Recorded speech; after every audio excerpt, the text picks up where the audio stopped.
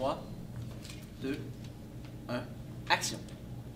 Ville-Marie, qu'est-ce que ça raconte? Ça raconte l'histoire d'une actrice qui est en tournage à Montréal, de son fils qui, lui, est étudiant ici. Donc, elle a décidé de déplacer même le plateau de tournage à Montréal pour se rapprocher de son fils.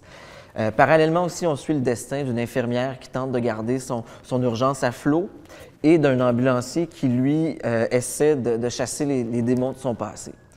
Puis suite à un événement très tragique, ces 4 destins-là vont rentrer en collision pour voir leur vie complètement changer. J'adaptais déjà son premier roman, La canicule des pauvres.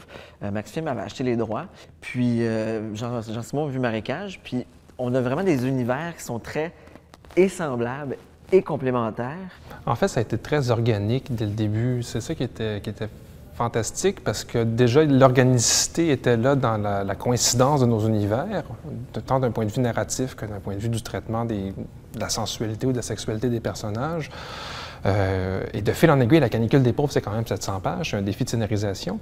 Il me disait « Ouais, mais moi, je travaille toujours sur 3-4 projets. Oui, moi aussi, je fais la même chose. » Et il me lance des idées à propos de Ville-Marie. Et moi, évidemment, je tombe en diagnostic immédiatement. Je dis « Ah, il me semble que ça fonctionne plus ou moins, peut-être. Oui, non. » Et le dialogue a commencé de façon tout à fait instantanée.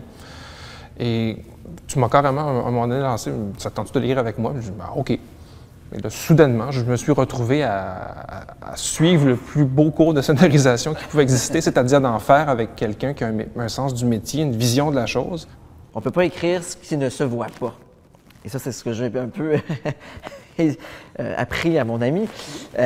Bon, ça, regarde, ça, on ne peut pas le voir, mais comment on peut le traduire en images? Fait que ça a été ça le défi, puis c'est ça qui était super intéressant, c'est d'amener, c'est comme ça que la littérature est rentrée. C'est comme, OK, bon, mettons, ce paragraphe-là, c'est de la littérature, mais comment traduire ça en une image qui va dire quelque chose, qui va véhiculer une émotion? Fait que ça, c'était super intéressant de faire ce travail-là. Bien, c'est qu'on est devenu le public et le critique l'un de l'autre. Oui, ce qui fait qu'on s'est retrouvé dans une zone où moi, je ne serais pas allé naturellement, et je crois que c'est un peu la même chose pour toi. On est devenu une forme d'entité bicéphale où c'était uniquement le scénario qui devait l'emporter.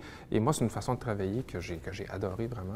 Ce que je retiens de cette expérience-là, de cette collaboration, c'est je me suis fait offrir la possibilité de penser en cinéma et d'écrire du cinéma, qui est un droit que je m'aurais pas octroyé ce droit-là naturellement. Et il n'y a pas meilleur partenaire d'écriture que Guy à ce niveau-là.